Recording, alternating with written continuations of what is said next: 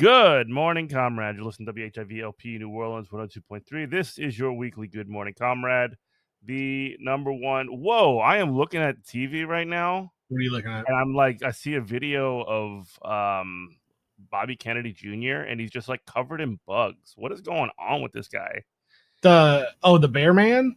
The bear dog eater? Killed a bear and like got sent, like left it in Central Park. Dude, I've been saying what's going on with that guy since like he ever became relevant in American discourse concerning the election. Like people I know who are like Trump guys are just like, yeah, you gotta listen to Bobby Kennedy Jr. He makes a lot of sense. And I'm like, this sounds like a guy. I'm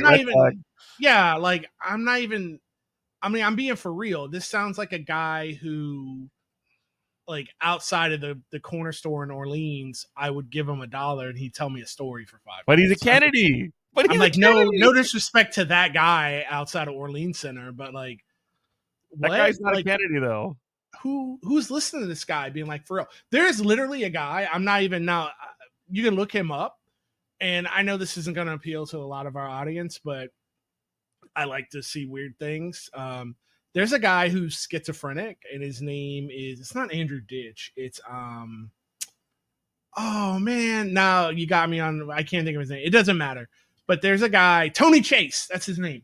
And he's schizophrenic, and he just tells like the craziest stories about how he owns like Mercedes Benz, and he owns the Kansas City Chiefs, and how like the satellite man is shooting satellite laser beams at his teeth, and that's why they're rotting out. And I'm like, this guy sounds like JFK Jr. or RFK Jr. He sounds like RFK. Like, so I'm like, who? And I'm not making fun of that guy, the schizophrenic guy. Like, oh, why are you making fun of this guy? I'm like, I'm not. Like, I watch it because it's like it's genuinely entertaining. I love those guys. To hear how somebody else thinks, who's like, just like practically on another plane of existence. The craziest MFers that exist on Earth. I want to know what's going through their mind. Like, exactly. I want to hear your logic, but like, I don't want you to be president.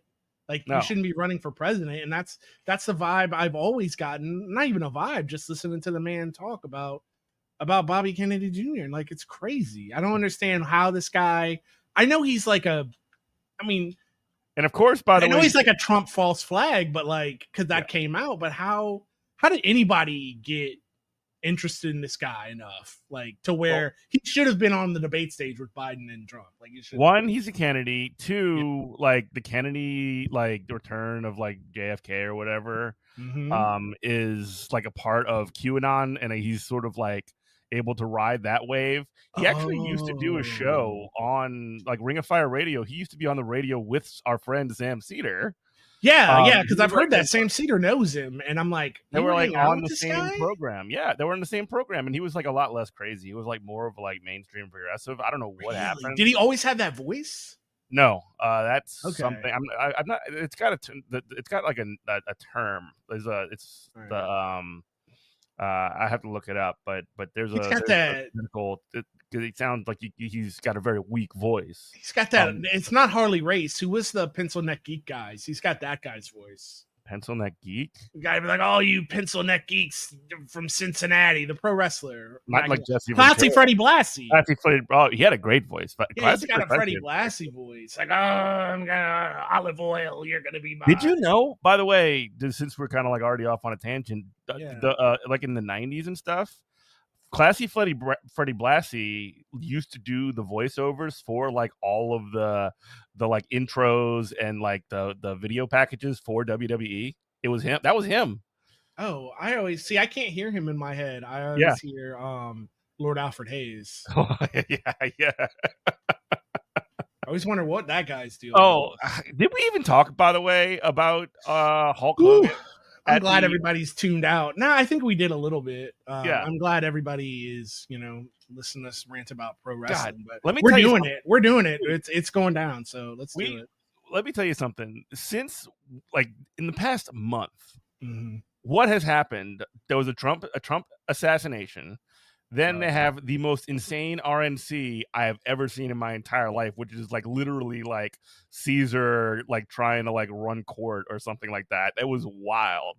Then a sitting president gets ousted from his own campaign to run for re-election, replaced by a black woman, a black Indian woman. There's like crazy, insane conspiracy theories going on behind like and around that. And then finally, like they get like kind of a cool football coach, like guy who like literally he like says the sewer socialism stuff extremely very well. And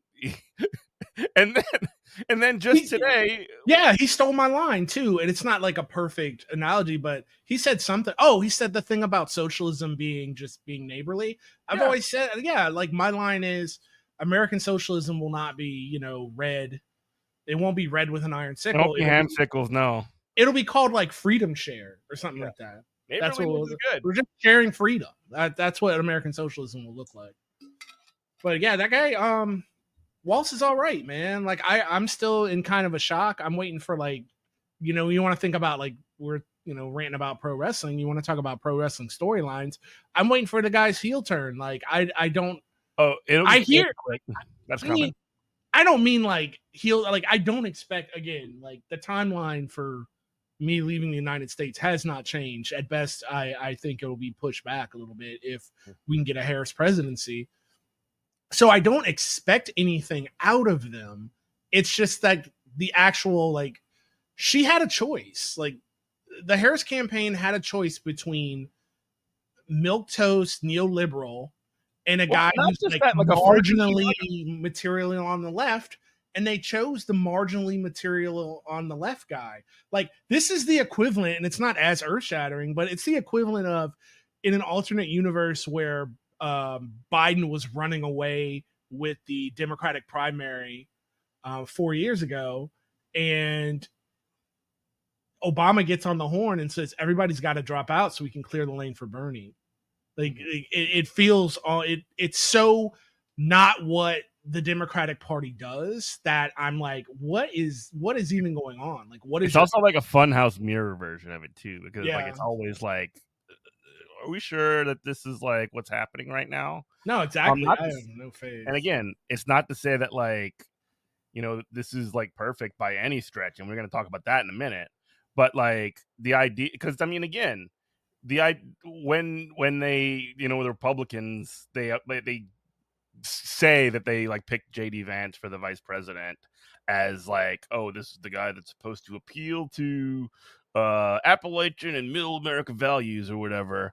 And like, if you like look at this guy for like half a second, he is just like this weirdo freak who has definitely been sort of like put into the hothouse of like Silicon Valley. Like you can tell that he's a blood boy for Peter Thiel after 2 seconds of talking to this guy. You know what I mean? So that's my question: is that can we talk about JD Vance for a bit? Yeah. And then come back to Walz.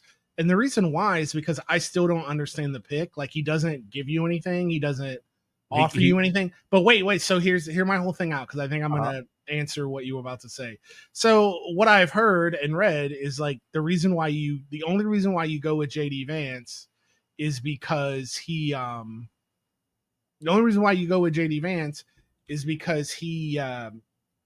has access to, or at least is parallel access to Peter Thiel's money, the guy who owns PayPal.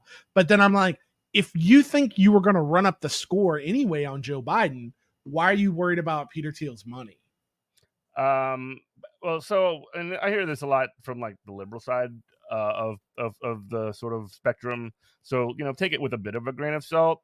Mm-hmm. But like there are kind of questions about like Trump's campaign, like war chest, and like how it's being spent on some of his court cases, right? Mm-hmm. And so that's being spent allegedly out of his campaign funds, and so those are drying up. So in order to run a full campaign, they need the Silicon Valley money. If you're going to look at it through that lens, sure. And not that would matter, not that it matters, but isn't that illegal? And isn't that what this is America? Campaign finance law. This is America. Campaign finance law is like it only applies to like people who aren't like extremely powerful. I get it though, but do you really want to like? It's already, the block is already hot. Like you're already a convicted felon. why would you do that again? Like, I mean, I understand like it's the Trump. precedent, the precedent of the reason why, you know, it's so wild that Trump is a convicted felon. It's not only because he was the president of the United States and also now a convicted felon. The probably the secondary thing for people like us who are terminally brain broken by politics is that a campaign finance law got prosecuted. Yeah. That's, to me, that's wilder than a president getting prosecuted. The campaign's finance law got upheld. That's so I'm like, why would you go to that well again? Like, y'all just got caught with that, so let's not do it again. But I guess, I mean, like you said, it's Trump, and I think the one thing people do is they underestimate Trump, and then they also overestimate him at the same time. Yeah. I mean, like, the one thing about Trump specifically that you can't underestimate is his shamelessness, right? Yeah. Like, that's impossible. He'll do literally anything. Yeah. So I could see, so it's like, what are you going to do? Convict me twice? He literally is using that to raise money. I mean, that's like basically what it is. And so, you know, but that's sort of like what the thing is. I do think that, like, and again, you know, liberals have rolled out this attack line quite a bit, and I think it's going to work. Like, that dude is a weirdo. You know what I mean? Like, if you ever 100%. See any clip of him, like, not only, and like we're not going to really get into the couch, you know. No, you can just stay with the real stuff. You don't have to go with the jokes. But like it's a meme. But like the thing about him is that, like, he's definitely, and you can tell it's also the case with Trump. They're extremely rattled by even the notion that they're weird or like freaks. And like, by the way, all they do is talk about like how, you know, the boxer from Algeria is a man or whatever, and like Kamala Harris is gonna. They're not running on anything. She should do something about that. Yeah, they're letting their freak flag fly as like high and as far as they can possibly do it, and like it's actually a very easy case to be like, what are you doing? Like, why are you being weird like that? You know what I mean? No, 100%. And then they start denying it. It's like, I'm not weird. I'm saying it to repeat, like it's the drill tweet, like print it in the newspaper. I'm not weird. You know, like that kind of stuff. No, I mean, and that's such a great, and we're not the people, you know, the smartest people on the block, but like people like us have been saying this forever, to where you can't, how does the maxim go? You can't out logic somebody into a position they didn't logic themselves into in the first place. And it's this kind of the dirtbag leftist, you know, version of that, I would say, is you can't, well, actually, right wingers or Nazis or racists or conservatives, like you can't be like, well, these are the facts, and if you can't, I do that all day. And it's like people, like, they're immune. They're immune. Take the Iman. No, it's not her name. I'm sorry, I'm blanking on her name. I am definitely watching her fight live tomorrow. But take the Algerian boxer. It's like, she's definitely not trans. Definitely not a man. Thank you. But it doesn't matter. You go on, log on Facebook right now and go on your mom's account. You're gonna find all her circle of friends calling her a man.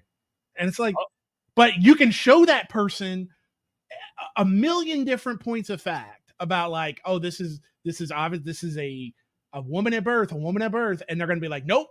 And they're going to double and triple down on it. And I feel like, so you can't rationalize with that. So the best thing to do is to make fun of it and to call these it weird. These freakazoids have not only. I mean, be serious about your fight against it. When I say make fun of it, be serious about your agitation against reactionary forces, but don't sit there and try to logic bomb somebody. Make fun of him. Call him a dork. Yeah. But like, these freakazoids are so like out of control. They have not only transvestigated Imani Khalif, the Algerian boxer, where, by the way, like, it's illegal to be trans in Algeria. It's actually like, but I don't. Go ahead and say what you're gonna say. But they've transvestigated her, and one of the things that is really messed up about this is it sort of skips a step, because like, since they're attacking a cis woman and calling her trans, like the automatic defense that you sort of want to go to is that she's not trans, and like, also who gives a damn if a trans woman is boxing? Like, we've talked about this in the past, like it, like going on hormones and going through transitional procedures, like literally changes your body. And Literally. so that's like, and again, if that was not the case, and again, why don't trans women win every sport all the time? There's never been a trans person that's ever won a gold medal in the Olympics. It's ridiculous. Now, I've had If that. it did happen, that would be sick. But but it just, Yeah. we haven't been there yet. Guys at work are the same way. Like the dudes I talk to at work are like, well, she's got higher levels of testosterone, like, No. and that's the thing that other. I'm like, yeah, every woman athlete more than likely has. That's how this works. And they're like, no, and I'm like, do you think? Oh, I'm like, time out. Did you not know that women have testosterone in their body? Did you not know that you have estrogen in your body? Did you not know that? And they're like, I don't have it. I'm like, oh, never mind, dude. I'm like, we really can't have this conversation. You're just not. That's the one good thing about like bro science, from somebody who I don't eat right, but I do go to the gym 4 to 5 times a week, and I'm up on my bro science. Like, it's impossible to be up on your like gym bro science and be trans. I mean, be transphobic, because if you are, you're just stupid. Because I mean, I can show you, or you're being a liar. Yeah, I mean, or you're being I don't know which one Joe Rogan is, but he's maybe both. The idea that that a man, like, so your average man who abuses steroids is going to have to, after they're off their cycle, they have to run a cycle of therapy of other drugs that suppress your estrogen, because your estrogen, you've lost so much. Your test is so high that your body tries to equal it out with estrogen, and then when you come off your steroids, that you have more estrogen than testosterone. But the point of this is they have to take other drugs, so they literally like don't grow female boobs. So it's like, brother, like, it will turn you, like, when you start messing around your body chemistry, it will literally change your sex, literally. And so it's like, or at least change your traits, like change your physical traits. Yeah. But it's impossible to be, if we're talking about physical characteristics instead of gender. I wasn't talking about gender, but it's like impossible. It's impossible to have any kind of knowledge about like human physiology and sports and like hormones and biohacking and stuff like that, and to be like, trans women aren't women. It's like, then why are dudes taking stuff so they don't turn into women? Like, from trying to get higher male hormones of testosterone. It's insane. So yeah. Well, not only that, like you definitely did the thing that you said don't do, which is like actually talk about the stuff, which is cool. But then also you have to look at like what's going on from the perspective of who else is being transvestigated right now. They have transvestigated Kyle Rittenhouse, because that's funny. He does look cute though. He has a little baby face. They have cutest murderer. Kyle Rittenhouse, because he like said something like negative about Trump or something like that, and they just like decided, oh wait, you're trans. Like what? Like if it wasn't Kyle Rittenhouse, you would kind of feel bad for somebody like that. But Kyle Rittenhouse, he literally murdered somebody on the street and got off with it scot free. So enjoy the people that you're, the scorpions biting my face party or whatever. Then they also double transvestigated Dylan Mulvaney. You remember Dylan Mulvaney? She's like some kind of like influencer. She is a trans woman. And there is now like in the like really super weird like freakazoid part of like the right wing, they've basically said that she was assigned, well, they would say like born female, and then she was forced to grow up male and then forced to become a female again. They literally are doing this to her, which is just like, brother, they are, dude, these people, I don't know what's going on. They are not all right. They're struggling right now. That is absolutely weird. Yeah, but there's no other way to describe it.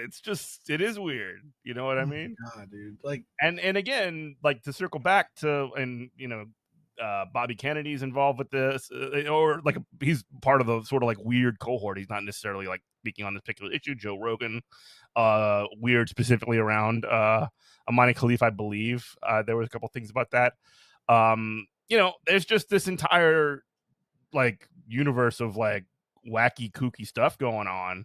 And then, like we mentioned earlier, to circle back to Walz, like probably the most normal guy you've ever seen, like the most Midwestern MFer, like a Nebraska boy who became the governor of Minnesota.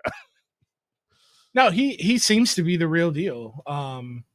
With again with it's kind of turned into a flash meme already, but just with I would say more of a maximum, not a meme, but with a one seat majority, he got stuff done, and that seems to be like, again, that's another reason why I'm like, no, you got a guy who gets stuff done and doesn't fall back on things like, oh, the parliamentarian had a tummy ache, so we couldn't pass rent control in the state.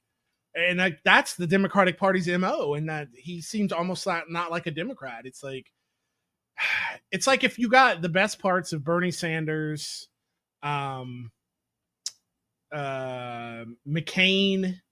and then I would say even Tim Kaine for kind of the aw shucks. Tim Kaine in the membrane. Yeah, Tim Kaine, that's the only thing he had going for him. It's just like, aw shucks, it's Tim Kaine. You better not curse around him or you'll feel bad. He's actually my senator now. That's all. He's not bad. He's the former mayor. He's the former mayor of Richmond. From Richmond. But no, he's just a regular, he's just like a whatever Democrat. He's not awful, but that's how low of our expectations are. I mean, like, as governor, he pushed through school lunches, free school lunches and breakfast for kids at school. That's socialism, by the way. He pushed through IVF laws. Actually, both of his children are IVF, conceived through IVF, which is like one of the things that the freakazoid right is going after as well. And he does really normal looking dad stuff with his daughter. I don't know, man. It's like there's a lot of wholesomeness there as far as like how things go. Now, obviously, just because he's an American politician and a Democrat, he's definitely has pictures of him with high ranking officials from Israel or whatever. That's just part of the deal. Yeah. If you're going to be a part of America, I mean, and not celebrating, not excusing it, whatever, get on him for it for sure. But all other things being equal, you can't do worse. You could do a lot worse than somebody like this, brother. Yeah, he's the best option in the worst timeline. Yeah. And again, I have to temper that too, because he was good on abortion too. I remember that they passed abortion rights. Thank you for saying all this. Thank you for laying the I keep wanting to say Tim Walz Tim Walz resume down, because sometimes I worry that I'm not actively upset only because my expectations of the Democratic Party are so low. Mm-hmm. And I just wonder but then they kind of snap me right back out of it when we see things like him doing so well and hitting all the talking points. The vibes were good. Yeah, and the vibes were immaculate during a rally in Michigan. Detroit. It was home of Sean Fain spoke at that rally. The UAW president spoke at that rally. Home of the UAW, the Ford F-150, and also the uncommitted vote, which you have to win to become president of the United States, Kamala. And you had some hecklers and some protesters, and you did the whole Trump thing. You did worse than the Trump thing. She did the Hillary Clinton thing. That is exactly where I was going to go. Worse than the Trump thing. She went Hillary mode on these. So some protesters essentially showed up. They were I don't know if they were officially with the uncommitted group or if it was just a group of sort of anti-genocide protesters that showed up at the thing. They and they started chanting essentially that they're not going to vote for genocide. Good on them. And I actually just watched the clip before we went on the air.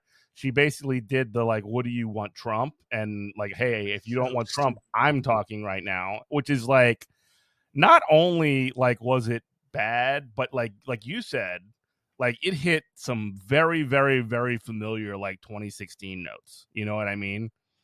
Like it hit some very, very, very familiar, like, oh, these like, Palestine bros are gonna mess it up for us sort of vibes. And that's sort of how you see like Neera Tanden posting about like how no one has the right to like disrupt somebody's rally. You know what?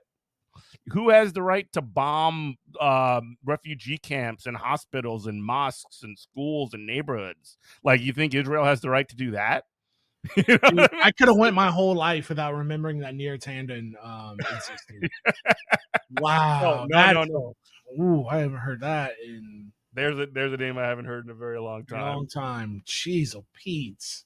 Mm-hmm. And then as soon as you said that, her face just like, it was like a jump scare. Like a nightmare. Popped right into the back of my brain. I was like, oh no. But yeah, she's the tone deafness is so bad. Mm-hmm. And I mean, we all know that she has an ego. I mean, to want to be president or even vice president, like you, but she has to what do the children say? Read the room. Like, mm-hmm. I can understand you don't want to get heckled down at a thing. You want to show strength when you're running for president, but I could understand it almost anywhere else except for Michigan. How do you not have? You're doing a rally in Michigan because A, you have to win the state. B, you have to win over the voters who've already said we're not voting for you if you're still doing mass murder, and you don't have your best game plan, your best thing off the top of your head that your advisors and your rehearsal people had was, do you want Trump to win? Like, you don't have anything better than that. Like, you have to read the room better. Like, you at least have to like acknowledge and give platitudes and be like, I'm working on it. Like, mm-hmm. We're coming out with the plan. Like, just a little bit of lip service, even like obviously, and honestly, your internals at this point cannot be that good that you think you're going to write off undecided. I know they have this fever dream of putting Florida back into play somehow, mm-hmm. and that's great. I really want them to do that. Like, I really want them to have a 50-state strategy, but there's no way your internals are that good where you think you're going to go to Michigan and talk to people like that and then act like you're mad is another thing. Thank God those people showed up and said what they said, because it means they're reachable. Mm-hmm.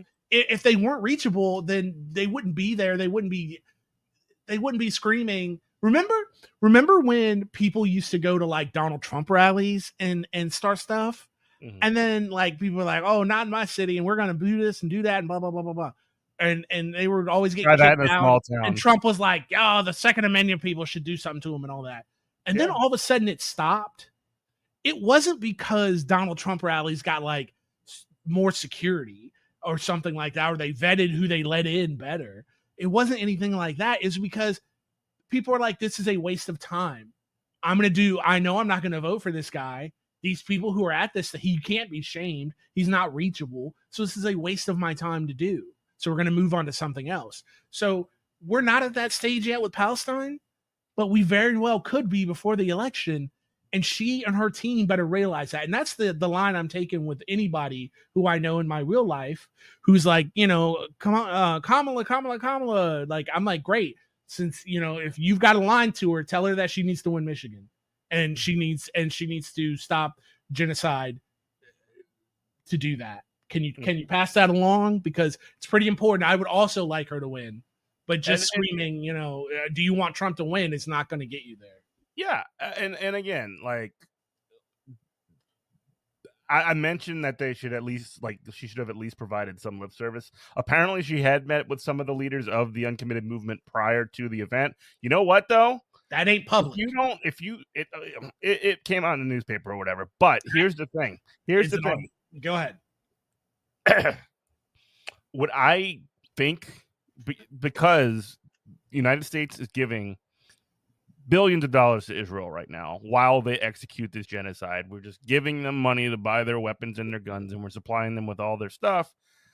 If we don't stop that, or at least like publicly call for the administration that she is a part of to stop that immediately, you're not going to win those people over, because they're done with the lip service. They're not going to listen to it. They're not going to hear it because they've heard all that before.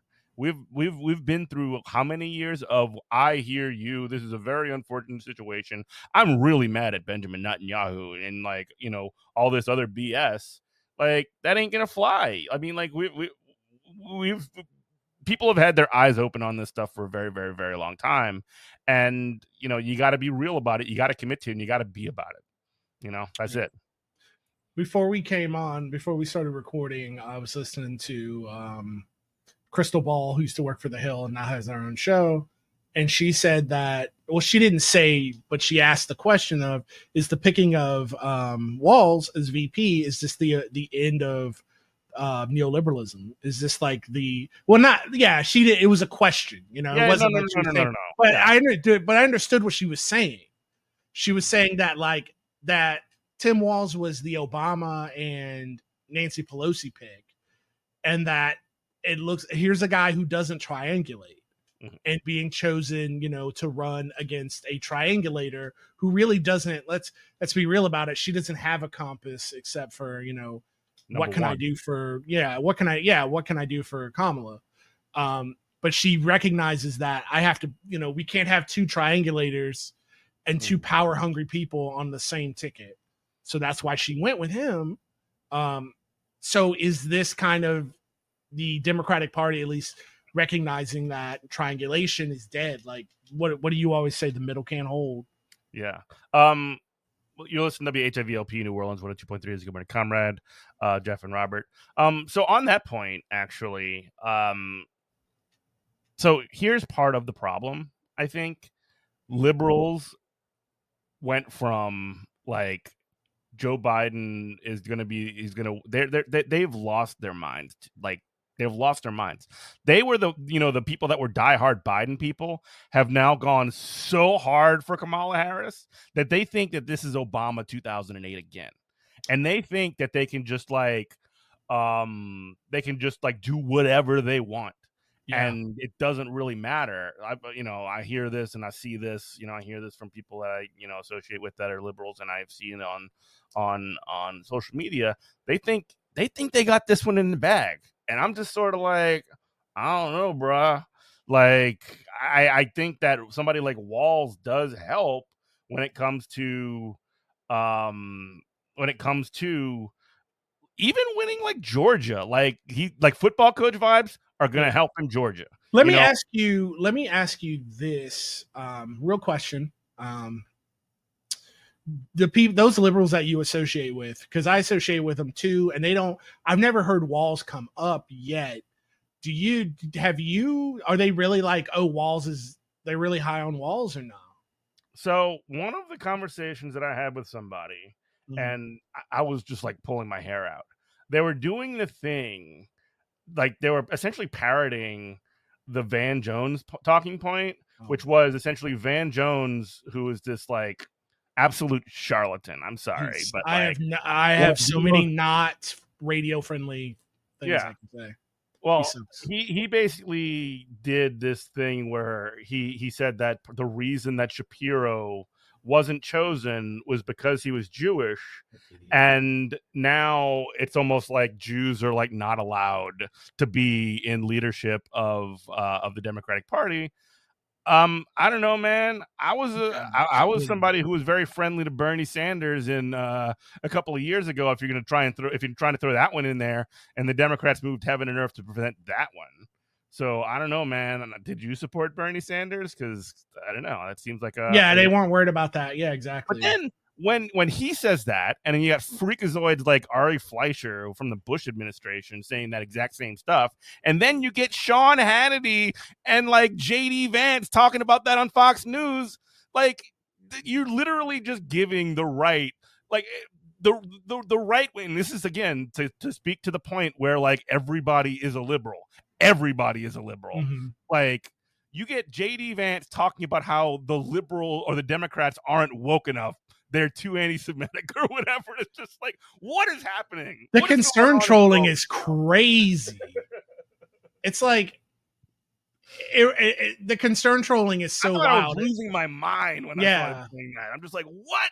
It reminds me of being it's like being at BW3s for Buffalo Wild Wings for like your fantasy football draft, and you've got this guy from your work trying to like talk you out of your pick. Yeah. He's like, yeah, man, like I don't know, for a number 5, 5th pick, I Yeah. wouldn't take another running back because it's like, thanks, I know you're very concerned about my team. Like, but what is this? Back to liberals on this issue, like I think that there's sort of I kind of think they don't get it. You know, they just sort of see him as a guy with good vibes, Okay, and not a guy with good politics. If you know, because that was my question. That was going to be my question: was what do they like about Walz so much? Because if they like material things about Walz, like well, these are the same stuff that we've been trying to push forever. You just didn't like it when it was the SS. You know, the vessel was the SS Bernie Sanders. You didn't like it then. Yeah, no. They like that he like made the couch joke. You know what I mean, at the speech or whatever. Like that's sort of my sense. They're the ones that are like talking about how like, wow, is Tim Walz brat? You know, like that kind of stuff. Yeah. Super. No, I do feel that though. There is a lot of like the vibes are good. The vibes are real. Yeah, because there was like a lot of lib energy just pit up, ready to go. But and the as thing soon is as that, they got, but these same people are the same. Not to be like I told you so, but I guess I'm like I told you so. These are the same people who were a month ago were calling us Trump lovers because we're like, hey dog, Biden can't do this. Yeah. And as soon as like Obama and Nancy we're like, he needs to make another choice. He's got to make another choice. As soon as they did that, they were like, yeah, it's always been Kamala. It's always like without a doubt. They have the sense where they think this is Obama 2008, like I said before, and like they think that there's nothing that can stop them. And what is actually happening is the vibes are just kind of good around Kamala Harris because it's like there's this breath of fresh air because, you know, the old man, you know, Papa turned his keys away and the roads are safe now, right? He got his keys out of his hand. You can drive now without having to worry about him coming home or killing anybody. So, you know, people are just like, whew, you know, collective sigh of relief. And then all of a sudden, you know, the vibes are like decent for a minute. And like your enemies are like, you know, spiraling out and saying that doing the weirdest stuff you could possibly think of, like, you know, transvestigating an Algerian boxer and Dylan Mulvaney and Kyle Rittenhouse, for example, and all the other freaky weird stuff. And then you're just like, well, we are now in a situation where we won. We got it. It's in the bag. Clap, clap, clap. You know, get the VP, do whatever. And the only like this isn't like even 10% of what Obama was in 2008. Sure, I mean, it wouldn't have been enough to beat McCain, but it looks like the way that the Trump campaign has at least at this late hour, they have no antidote for this. No, but just like in terms of the like energy and support behind in this campaign, sure, you have your like Kamala Harris, every identity on earth for Kamala Harris happening now, which, you know, was also, by the way, stolen from the Sanders campaign in 2020. I'm sorry, 2020. But regardless, I'm there. By the way, I gotta show you something later. Okay. But regardless, like they this is not even like 10% of Obama. This is not even 10% of the amount of appeal and energy, you know, not substance. Like, I'm not trying to make a case that like Obama was like a transformational governor, but in terms of like the ability to motivate people to get out and volunteer for him, that was like a nationwide movement, essentially, right? And this is not even it. Like, if you're not a nerd for politics or whatever, you notice this stuff's happening, but you're not getting on the like, you know, queer women for Harris calls. You know, you're not doing that. Yeah, I know, I get you. But the thing you have to remember that sorry, I lost my train of thought. I was trying to think of that. Yeah, she is not Obama, but also Trump is not John McCain, and John McCain wasn't even great. So Yeah. the thing, so that's what do we always say? 50 plus one, 270 votes, electoral college votes. That's what you need. It's 270, and I think they can easily get there running this ticket as long as we can win Michigan. So you're gonna have to stop the genocide to do that. I think it's an easily winnable ticket. And the thing that has changed my paradigm from being, a everyday Alex Jones watcher to like loving to, sit at home and watch conspiracy videos on YouTube is that what we think about is like the New World Order, the Illuminati, all that. Like, yeah, Alec is real. The Bilderbergs are real. Council AIPAC CFR. Yeah, AIPAC is real. Council for Foreign Relations. Trilateral Commission's all real. That's all real. But the idea of just like, these are rich people sitting around trying to guide world events. Mm-hmm. But the idea of like guys sitting around in dark smoke filled rooms with may or may not have robes and drinking out of skulls, or sitting around and actually planning out the future of the world, and no, that doesn't exist. Like there's no way that you saying the Patriots aren't real? No. The Lalo. I would welcome them at this point. But there's no way, if you are anywhere near Donald Trump on his campaign team, that you're sitting there just yucking it up, being like, oh, we got this in the bag, and not thinking, hey, they're probably going to like get this Biden guy out of here. They're probably going to get him out of here. So let's come up with some dossiers. Let's do some oppo on people that we think could be, some opposition research on the people that we think could replace him. But the idea that this just caught them totally, it was a complete flash knockdown and just caught them totally by surprise. And then picking Tim Walz also caught them by, it's not Tim Walz, but like, I would say, I keep wanting to say Tim Kaine. He's in my head. But the idea of picking Walz and not being prepared for that, and now they're trying to work the media and crying in the media about it. I'm like, you guys actually suck. It's like that part in all of our Saturday morning cartoon movies where, and when I say this, don't limit it to Democrats. Do the same thing when they get any kind of power, they flounder. But it's like that part, like we're watching Transformers or some kind of like action cartoon in the 80s, and there's always that part where like the bad guys, it looks like they've won, but they can't, like, they're like, well, what do we do now? Like, we won. And then they just fight between themselves, and the good guys just win by attrition. They win by default.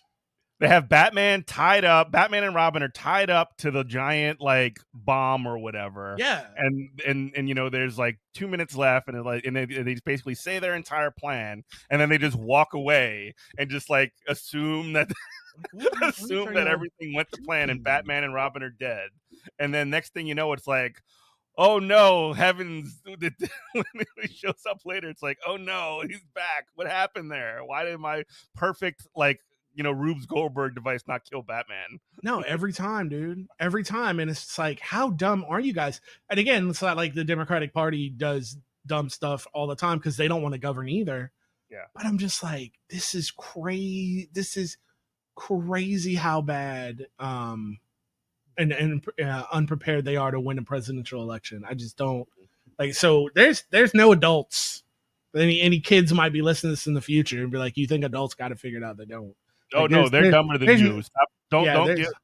They're dumber than you. We're dumber than you. Like, just come on up and like, roll us up, I guess. I did want to talk. We mentioned AIPAC earlier, and I did want to circle back again to the sort of like anti-Semitism stuff. But as we do that, let's just pause for station ID. You're listening to WHIV LP New Orleans 102.3. This is Good Morning Comrade. This past Tuesday, as of recording, was the primary for Congress in St. Louis, Missouri, which is the district that Cori Bush currently serves. Cori Bush is like one of the really great members of the so-called squad. in Congress. She's like probably one of the better ones. Actually, Rashida Tlaib in Detroit. Hers was on Tuesday as well. She won, but unfortunately, Cori Bush lost. And like part of that, and again, this speaks to some of what we were talking about earlier. The Israel lobby spent like AIPAC plus other groups spent a combined $12 million in a Democratic primary to oust one of the most progressive members of Congress, one of the most like strongest members of Congress fighting for actually working people, for a working class agenda, and who is one of the most outspoken people in Congress on Israel. They dropped the money bomb, bro. Like AIPAC itself spent like $9 million to just get her out, and she lost by like 10 points or something, like double-digit points. So again, when people are complaining like, oh no, the Democratic Party is being anti-Semitic or whatever, and they still allow these entities that are, essentially like, the Israeli lobby to influence their own primaries to oust sitting members of Congress. Like, are y'all crazy? Y'all serious when y'all say that kind of stuff? Like, really? You know what I mean? No, I mean, in the same week they cry about Josh Shapiro or whatever his name is with his fake Obama voice, not getting the nod for vice president because he's Jewish. And then you have these millions of Israeli dollars coming in, or these Israeli AIPAC dollars or Israeli lobby dollars coming in to oust sitting members of Congress. I mean, like, how is this happening in the same time in the world? How are these arguments both exist at the same time? I guess it's part of the deal. I mean, that money talks, and when you throw that much money behind somebody who doesn't have that kind of money, and you just put stuff, I mean, this isn't going to be as effective by the time we are the ages that AIPAC, goes after our votes, because I guess what I'm trying to say is only old people watch TV. Yeah. And I don't see that. Like, old people are watching TV, old people are listening to terrestrial radio. This won't. Thanks for listening, old people. I know it is what it is. I'm not saying those people are stupid or whatever, but it is what it is. And pretty much until that generation passes on, like, United States elections are going to be affected by money. I mean, I'm sure by the time digital and stuff like that too. I mean, but digital's a bit different because we're old, like, we're super old, and I'm effectively like, I can tune out ads. Like, it really is a skill. Like, I see, like, I was watching the Olympics today at work, and not online at my desk, but it was on in the break room, and I was like, oh, there's a Kamala ad? Like, why is that everywhere? And I was like, why is that in Louisiana? And I guess it's because it's national broadcast. Yeah, but it's because you pay for the commercial-free Peacock. But yeah. But the people but like myself, like, people who are paying for streaming services and are terminally online all the time, we're the ones who, like, we can tune ads out to where, like, people who are still watching terrestrial TV and sort of listening to terrestrial radio, you can dump millions of dollars into a commercial connect terrestrial radio. Yeah, and affect the outlook. Yeah, I mean the outcome, not outlook. Yeah, yeah, that is true. That is something that is, I think, dying now. I mean, again, the digital side of things, I do think, is trying to figure out ways to make it happen through. Yeah. I mean, this is my job. So like through digital means, be it through influencers or through their own types of posting, sponsored ads, whatever it is. There's definitely like attempts to make that like bring that kind of money in the money spending for advertising to the next generation. But yeah, it is a much different thing than just like putting it on television or putting it in a newspaper or putting it in a magazine or whatever it is. That doesn't exist anymore. It's a lot more diverse and it's a lot different. Yeah. And the people in those demographics where you can still reach them with that kind of money, with that kind of media buy, are the ones who are they're the ones that religiously vote. It's what it is. You wouldn't spend that money, because to me it seems crazy. Like, it seems like such a waste of money, but it works. Obviously it works. because those. I mean, we saw this happen twice this year. We saw it happen with Cori Bush just this week, and then also a few months ago with Jamal Bowman. That was also, and part of that was a lot of redistricting that contributed to his defeat. But also, they spent the Israel lobby groups like AIPAC spent, I don't know the number for that one. I know $12 million combined from all of these sort of like Israeli groups. Where what's been against Cori Bush, it wasn't quite as much a few months ago for Bowman, but still, they are essentially like targeting like individual members of Congress that are strong on. And again, let's not forget what we're talking about. Ending apartheid and genocide. If you have the right opinion on that, they're coming for you. Yep.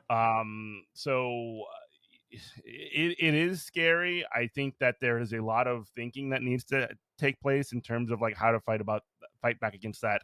Not just like in 30 years when the Gen Zers are older or whatever, but like how do you deal with that now as well? What do you do to turn that around? How do you even like when your organizations like DSA, who turned out a ton of canvassers for Cori Bush, tons of phone banking for Cori Bush, and obviously were turned back. What do we do in terms of like how these groups orient themselves to with these kind of candidates, these elected officials, these elected members of Congress even, and how do we make the decision to go with somebody? Because if we're going to do it, we should do it right, but also like how do we minimize that effect of these these millions of dollars coming in? Yeah, I guess to put what I was trying to say into a finer point, it's like if you're driving on the road and you see the guy who's like, Barnes and Nobles is going out of business, spinning the sign on the side of the road. 70% off. Barnes and Nobles is going out of business. And this isn't to knock the guy spinning the sign, but are you the generation that goes, oh, Barnes and Nobles is going out of business, 70% off seems like a good deal, maybe I'll go check that out? Or are you the generation, because if you're that generation, then political ads will work on you. If you're the generation that goes, like, I feel kind of gross that this guy's like standing outside, having to stand outside to make ends meet in the hot sun to spin this little sign for people to go buy, product at this failing store. There's no way I'm going in there. You're the generation that political ads will not work on. So that, I think that's a good dividing line. And until, like you said, I don't have an answer for that. Like we literally have to figure that out. It might, I think it might even be something like, instead of doing calls, doing not the robo dialer, but the auto dialer and doing ads, like it might even just be just door knocking.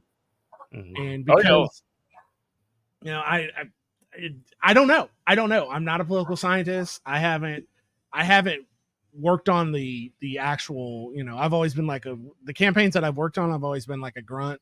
I've never actually planned anything, so I don't know. But apparently, I mean, bumping millions of dollars late into the election cycle on the airwaves, hey, that works, and it got one of the good ones out. And she is a one more casualty of the Israeli lobby, and it's gross, and I hate it here. Yeah, well said. I did want to talk about one more thing because I thought it was sick, and this is actually a little bit lighter. So this is like Olympics related. We all know about like the Katie Ledeckis and like all these like high profile American swimmers and athletes, and we talked earlier about Imani Khalif, who got, by the way, she got a bronze medal. So shouts to her for that. No. She didn't get it. No, she's guaranteed to get the bronze. She's guaranteed at least bronze. And she's fighting tomorrow in the gold medal match. Oh, okay. Well, excuse me, but beyond that, put some respect. Do you know who Mahane Lopez is? No, I do not.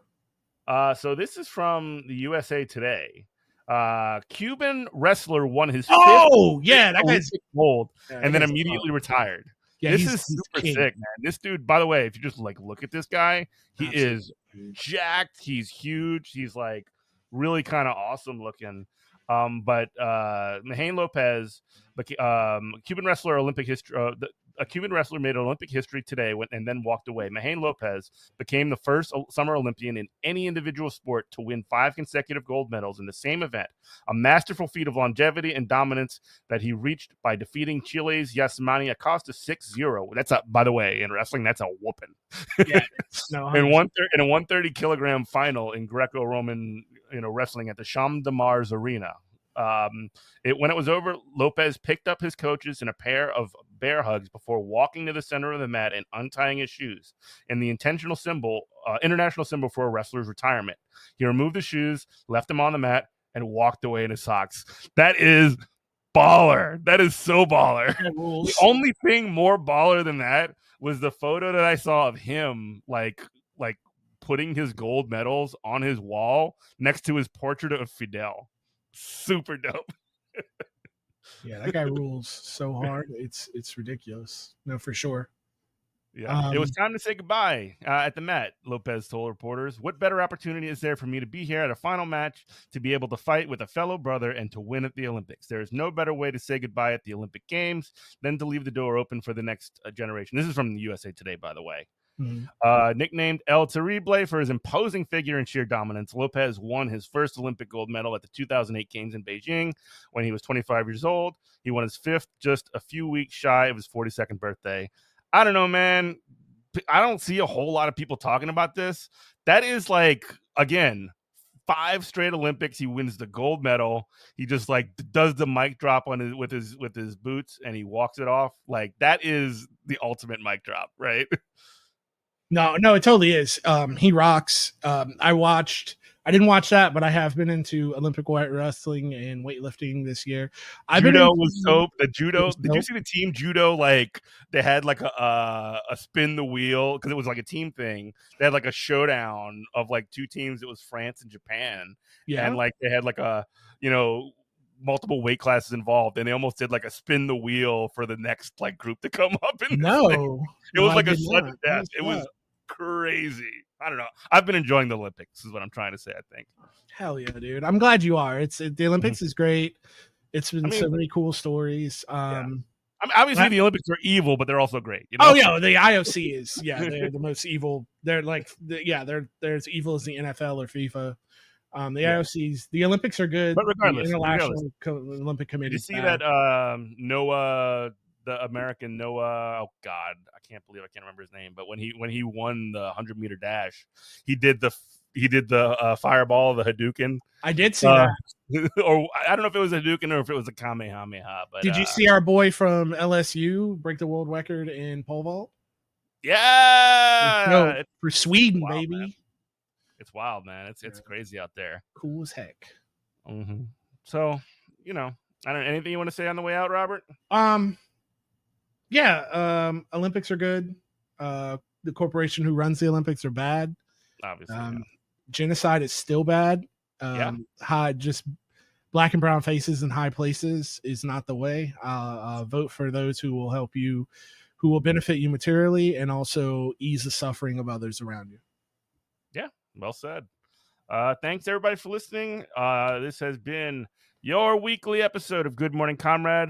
This is WHVLP New Orleans 102.3. We love you. Bye bye. See ya.